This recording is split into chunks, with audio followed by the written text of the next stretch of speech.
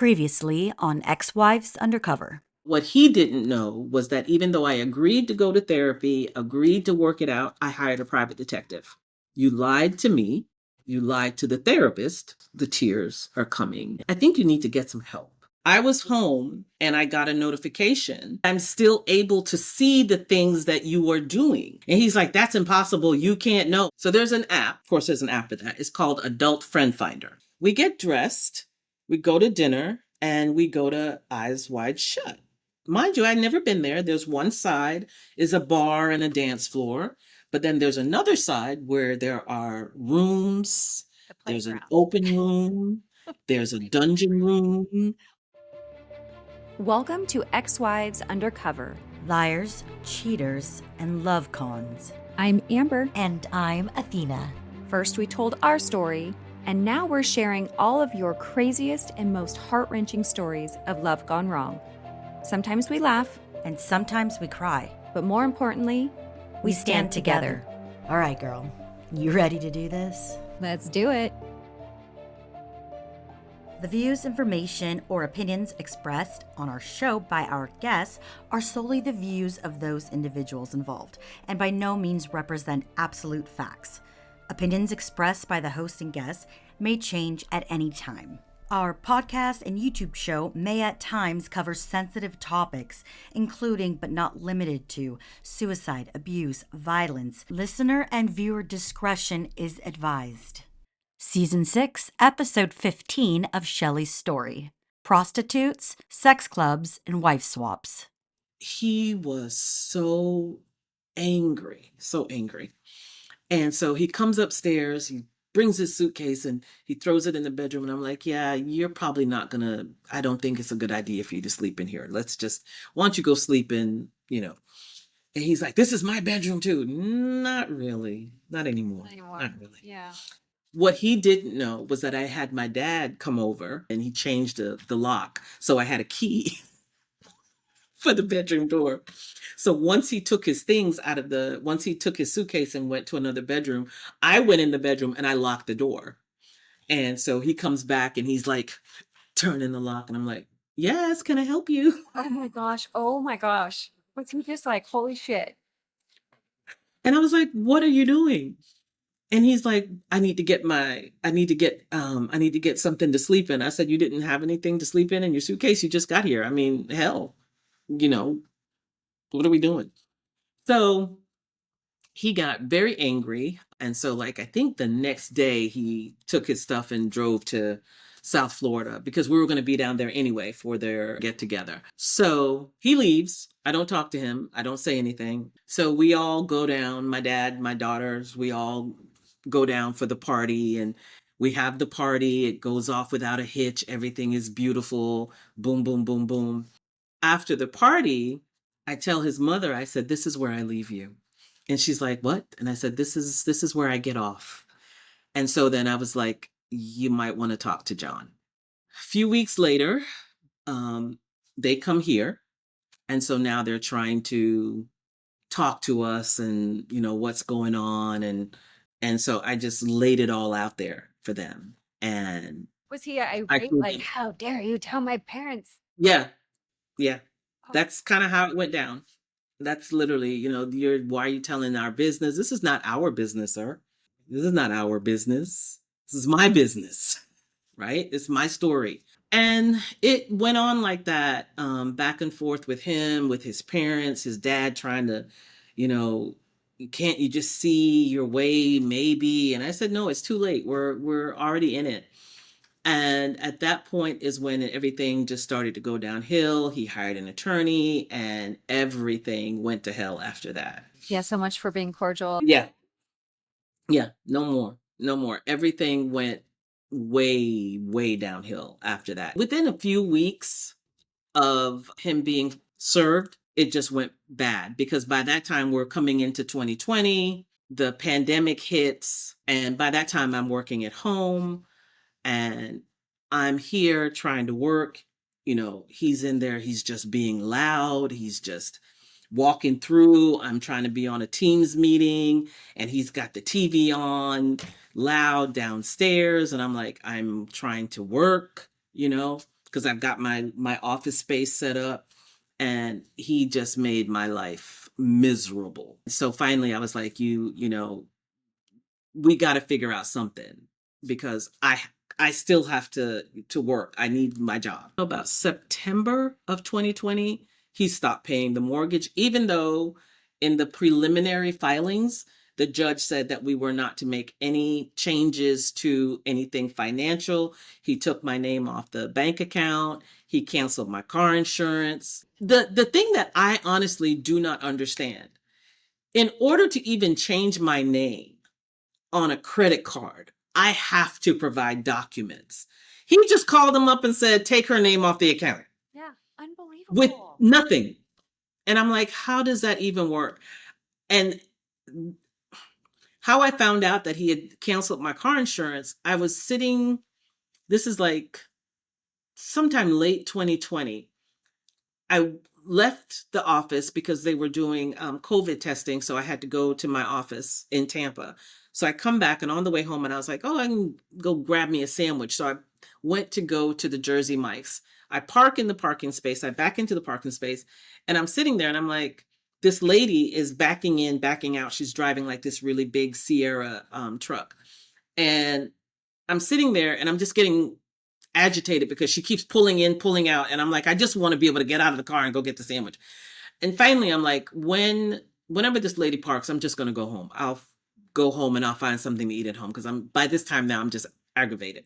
So as she's coming out of the parking lot again, her bumper hitches onto the front fender of my car and pulls my entire front end of my car off. So can't drive the car. I'm freaking out.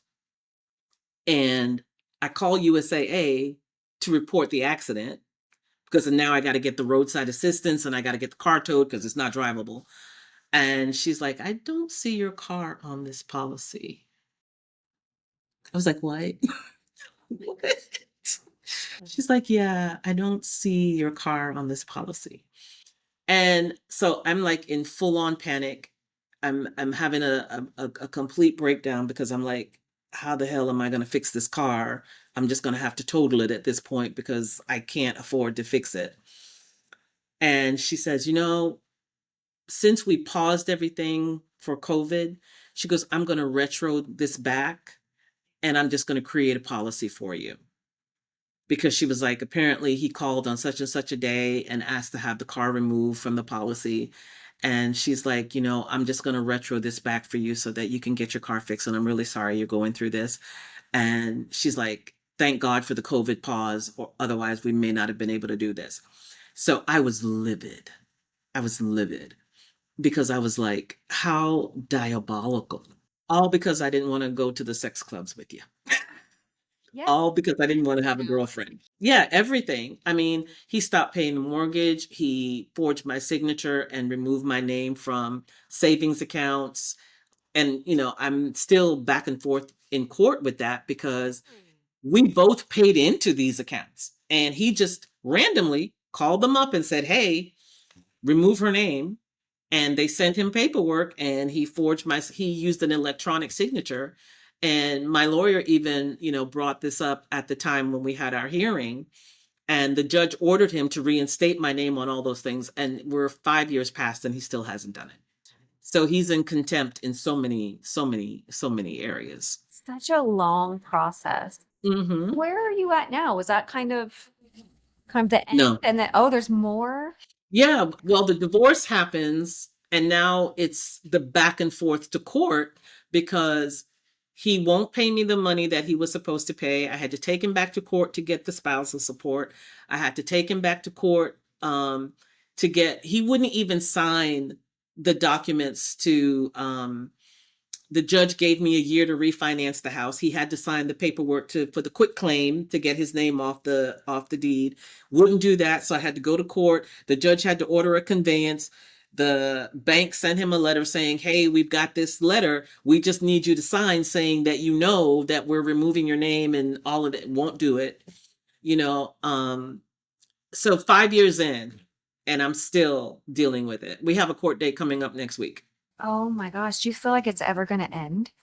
I just really need one of these judges to be like, enough is enough. Yeah. And the thing is that it's not like what you see on TV, the judge is like, oh, you're in contempt. No, No. somebody has to pay the judge to tell you that you're in contempt, which is me. I never thought that I would be this person, but I've had to hire 3 different lawyers. So I had a divorce attorney, I've got a collections attorney, and I have an attorney to fight with the court and the bank for my house. So it's nonstop. And you're just bleeding money. It's Hmm. just, it costs more to get rid of this person than to just keep them, which is why a lot of people probably stay. It's like Yeah. too And hard. It's too hard. And sometimes the divorce and breakup is worse. And like I said, when I made the offer to him, we could still have just stayed together. You take a room, this is a fairly decent sized house. And, there are multiple bedrooms. You didn't have to be in the one where I was, right? Was there ever a point, I know you mentioned like you didn't cry. Was there any moment where it just all sunk in of like, man, this man put me through the ringer for so many years and I've bent over backwards. I don't know. Like I had a delayed reaction when I found out. Like I was so just pumped up on adrenaline. Like every other day was something new. And I only cried once. That was it. Just once. I had a good cry and it wasn't like I was sad about him. It was sad about like, man, I did not deserve that. I can't believe like I came just being an honest person. I had good intentions. I was pure-hearted and it was all for nothing. I don't know. I just had this moment where I just cried and just had a pity party for a second and then it was done. But I don't know. Did you ever have one of those breakdowns or anything? Or are you just Mm, like, I feel relieved. I feel done. I feel validated. Good fucking riddance. I thought he was just having an affair. I thought he had a girlfriend. I thought he had somebody, you know? So for me, finding out was, one, I wasn't crazy. It wasn't just all in my head, you know? Two, I was disgusted because to hear the person that you are intimate with explain that he performs oral sex on sex workers and you no. I know. Yeah. And I was like, and I even asked the question, I was like, why would you do that? Like, right? Because you know what they do for a living. What is really interesting is my youngest daughter, because, I would just be like, oh, the hookers and all. He's like, don't shame them. Don't shame the sex worker. Shame the person that hires them. And I was like, this new generation, they just think differently. She was like, you don't know why they are doing that. If that's the only way they can make money, then, it's not, you shouldn't shame them for it. I thought, okay.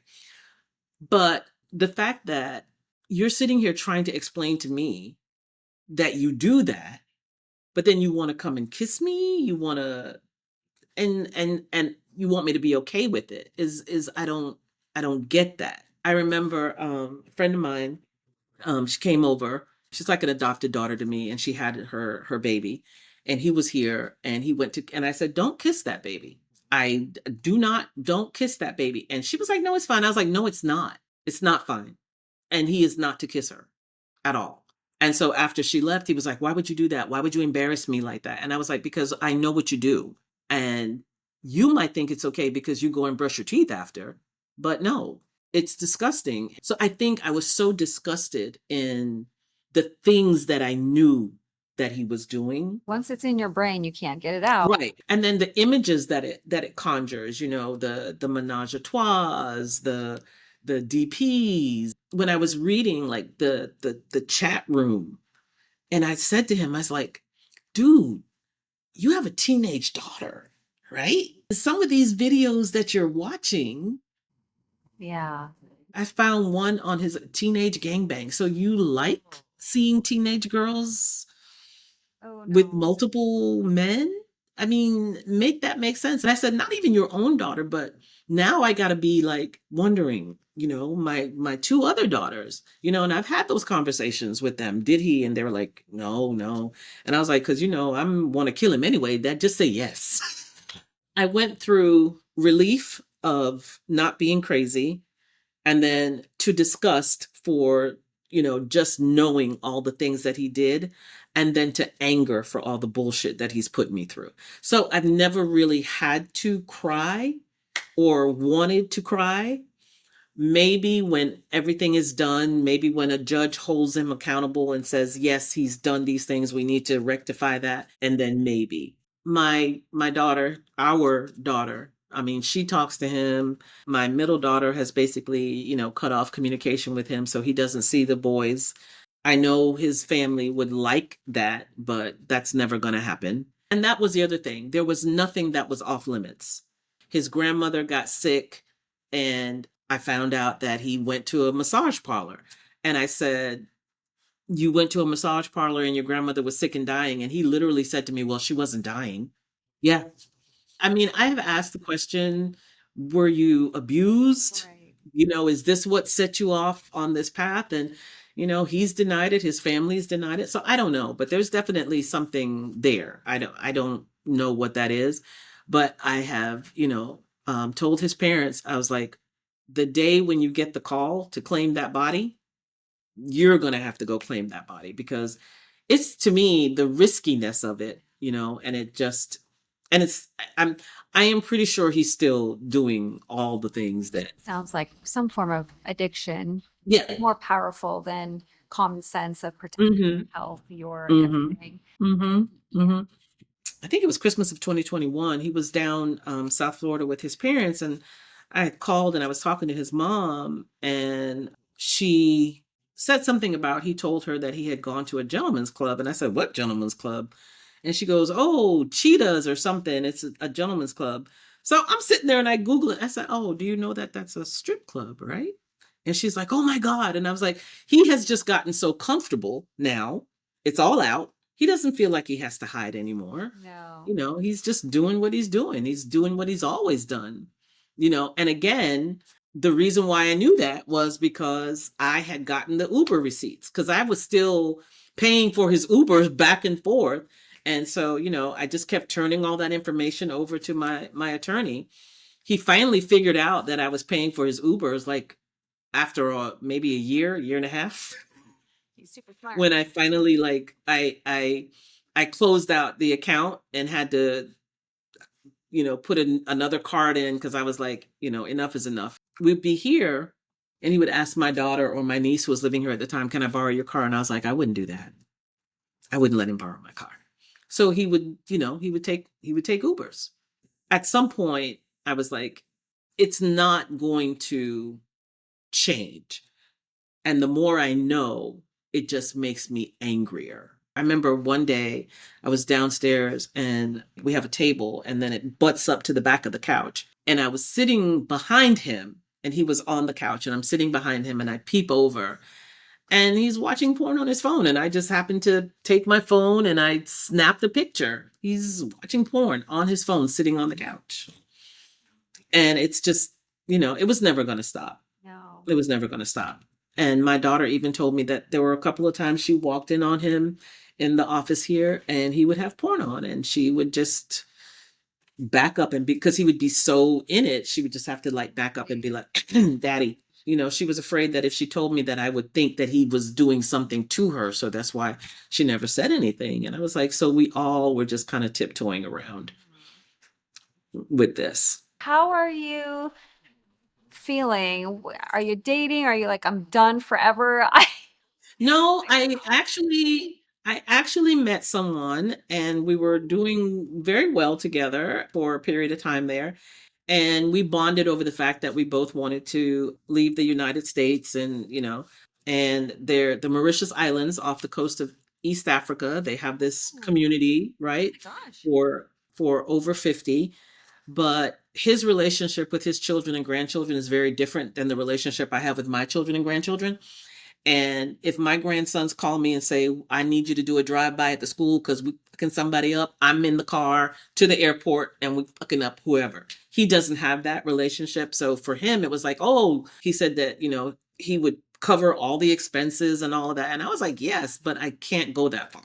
I can't go that far. I can't leave them. Not now. I said, maybe like if we could get back to Belize or Costa Rica or, something like that. And, he wasn't on board for that. So I was like, yeah, I can't. I mean, as much as I would have maybe liked to, but I can't go that far because, I talk to them every day. We see each other every day. I'm going to go see them at the end of May. It's important to me to keep that relationship, and I need to be able to see them. Flying 15 hours, 8,000 miles away is just not it. Once I kind of let that go, then I'm just I'm here.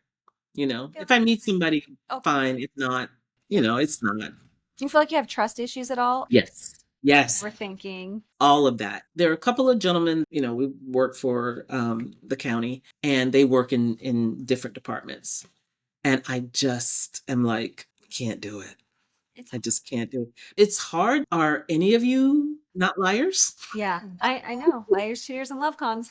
Yeah. PTSD. You just feel, Yeah. oh my gosh, I never Mm-hmm. want to do that again. And so you're Yeah. kind of super, almost hyper paranoid Mm-hmm. of making Mm-hmm. the wrong decision again. But I always told Yeah. myself, I know what that gut instinct feels like. The Mm-hmm. minute I feel that, I'm out. Yeah. What I always tell people, I'm like, listen to that. And I know everyone says it, but like, even if you don't listen to it, the whole point is learning from your past. Learning from it. Yeah. It's because now I know if I ever get an inkling of that feeling and I know what that feels like, nope, hard pass. This one guy, I was kind of just chatting with, he was basically like, you don't have to lead with why don't you just let things happen naturally?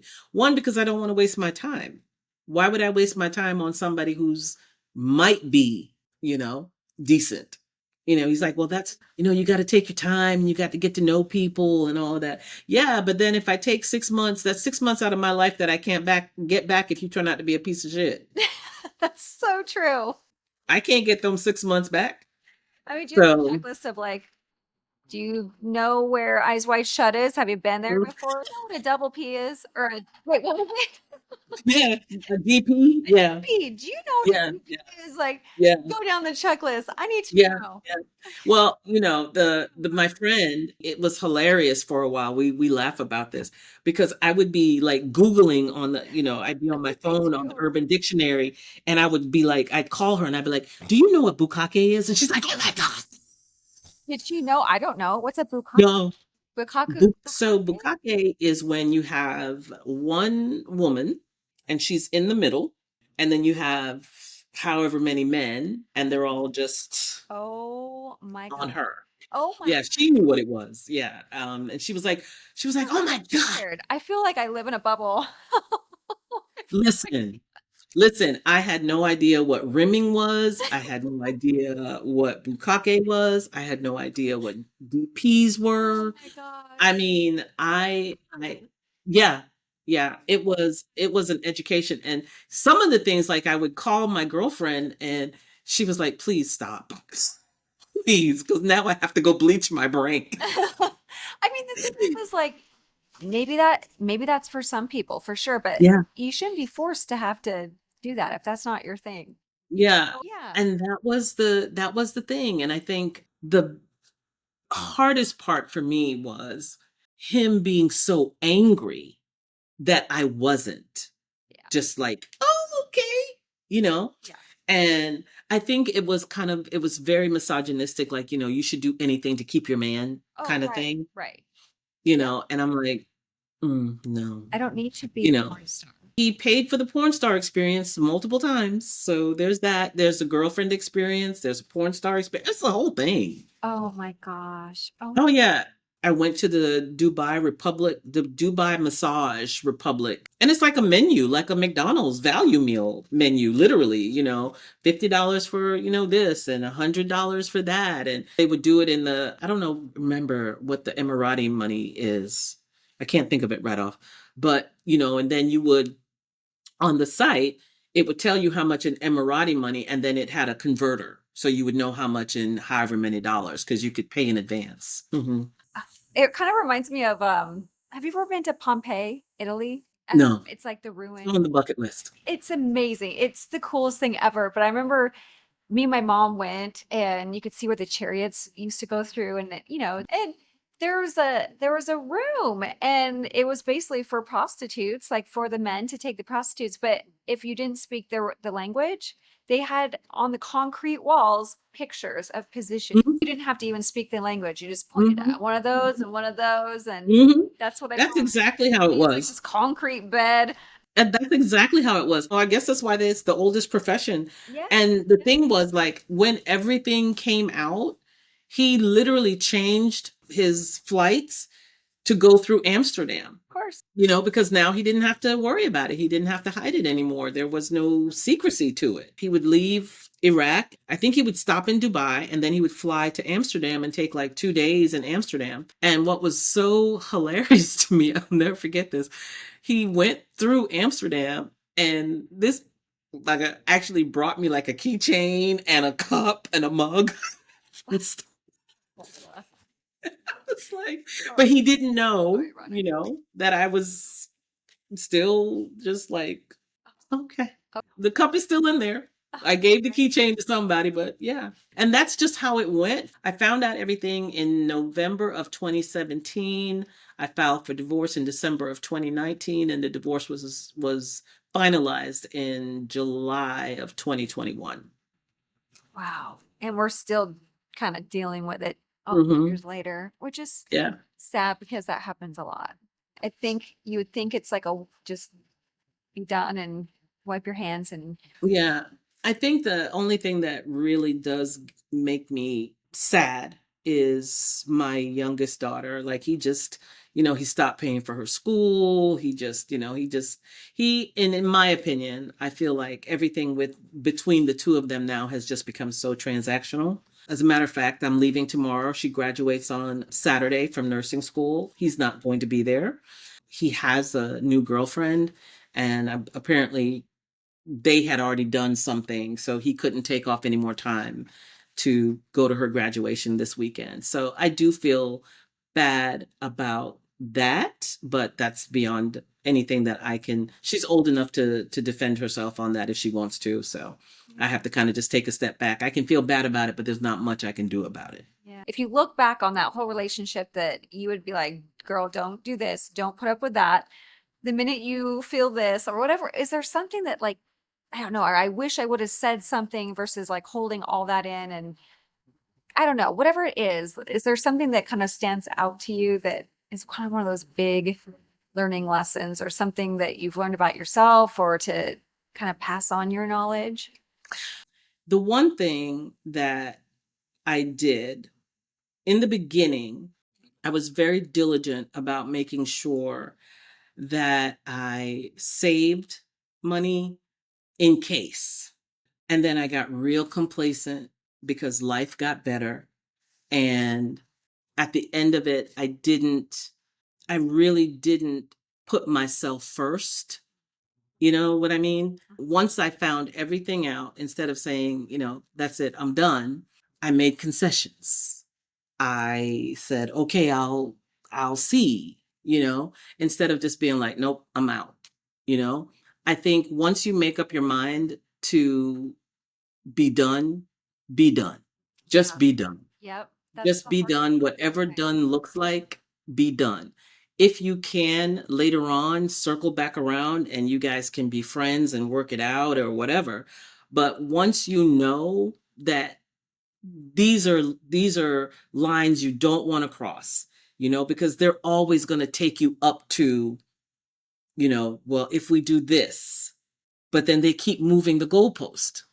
It's always something different. First it was let's get a girlfriend, then it was let's go to the swingers club, then let's go on the swingers cruise, let's, let the people meet the people in the restaurant. There was just never a line that he wasn't willing to cross for that need that he had. Not even thinking about, how it may impact me. And instead of constantly allowing him to take me to those lines, I should have just been like, dude, I'm done. I'm out. Yeah. And that would have been the end of it. And it would have probably been just as ugly. But I think the worst part for me is that I was willing to still try to give him space. And where did it get me?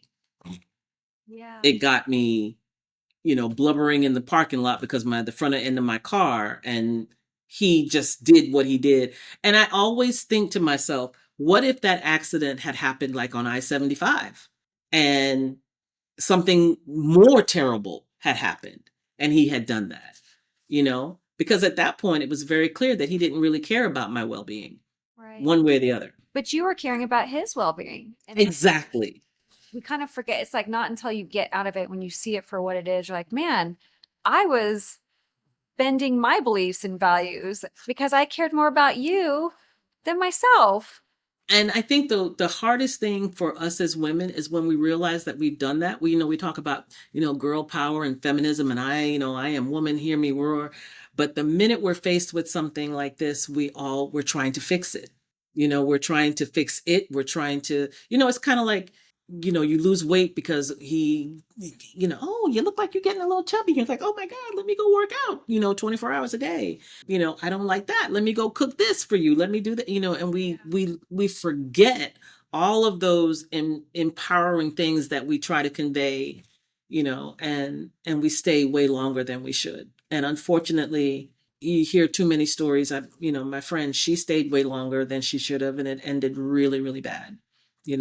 At least her husband had the good graces to die, but I'm just saying, most of us, we stay way longer than we should. And when I talk to some women, I knew this lady, we worked together in the same building, and we were kind of going through it, and she had been dealing with her ex-husband and the divorce for 10 years. 10 years. And he only resurfaced after her youngest turned 18 and he didn't have to pay the child support. And it's like, I should have left a long time ago. I should have left when my kid was 5, and, it's 13 years in, and now she's like, I'm going to be 60 soon, and this is what I'm still dealing with. I should be, thinking about grandkids and all of that. And we stay too long, and that's the problem. Yeah, and I hope that we can get into the habit of just not shaming people for how long they stay. They stay. Some of the naysayers, they'll be like, you should have known the minute he did this and you should have been Mhm. out. You've wasted 5 years, Amber. You wasted 5 years, Athena. But that's just, it took me that long till I had it in my Mhm. head that, okay, like you can't make someone fit your timeline of when you think Mhm. they should be done. They have to come Yeah. to that conclusion on their own, and you can lead them and present them, with information like, hey, I learned about coercive control, or I've learned about gaslighting. Do you know what that is? Or like feed them the information so that they can kind of come up with that conclusion on their own too.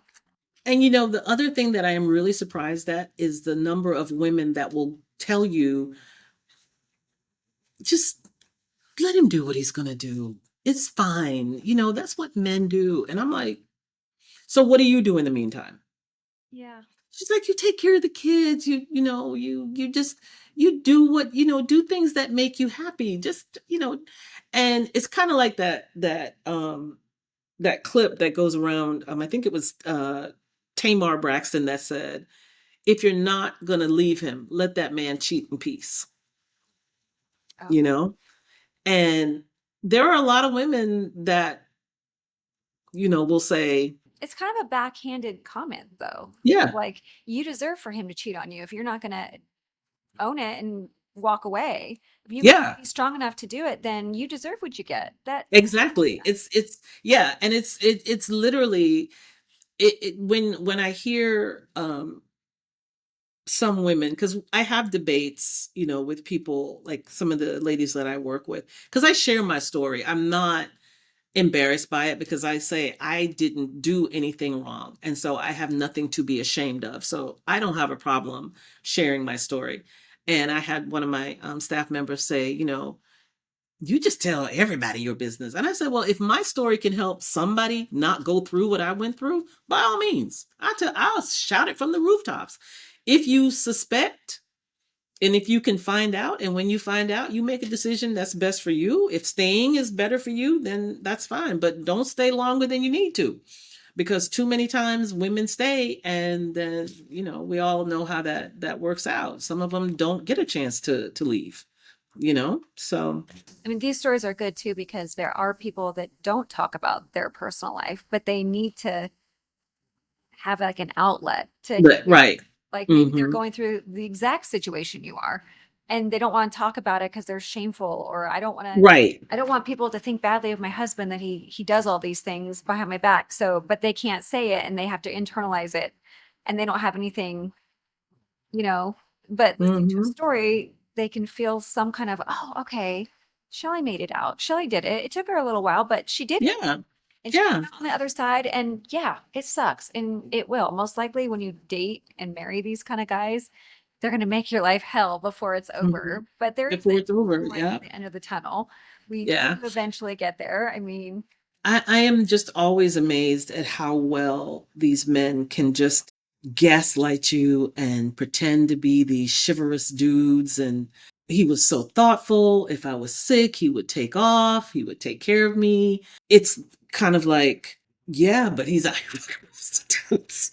Like, how do you reconcile the dude that sent you freeze dried chicken soup when you had the flu with this dude who's over here? yeah, I know. So it's like, I can buy my own chicken soup. I'm like Miley Cyrus. I can buy my own chicken soup and my flowers. I can buy my own stuff. Well, I just love you. I think you are just such a inspiring person. I love Oh, thank listening you. to you. Love laughing with you. We usually try to find the humor in some of these shit stories. I tell you what, like, I think if you can't laugh, oh my God. Yes. Can't get enough of Ex-Wives Undercover? If so, make sure to subscribe to our podcast as well as our YouTube channel. You can also follow us on TikTok and Instagram, as well as join our true crime community on our private Facebook page. And for those who prefer to watch the episodes, you can find those videos on our Ex-Wives Undercover YouTube page as well. And if you're still not satisfied, make sure to subscribe to Patreon for even more additional bonus episodes, as well as early release content. For more information, just click the link found in each episode's show notes.